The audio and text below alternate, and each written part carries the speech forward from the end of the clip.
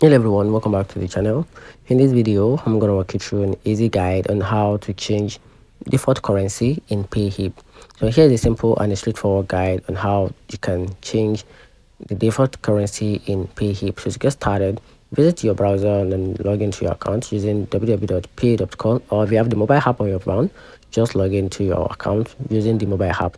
Then on step 2, from your dashboard, click on account in the top right corner, then choose the settings. Then in the left menu, click on payment details, then scroll down to the section labeled currency.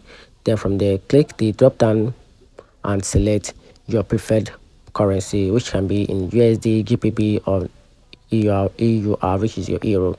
Then once you confirm the amount and the kind of currency you want to select, then click save settings at the bottom. So here's a quick pattern note. Changing the default currency will apply to all future product listing and transactions. So make sure your payment gateway, which is your PayPal or Stream, support the chosen currency.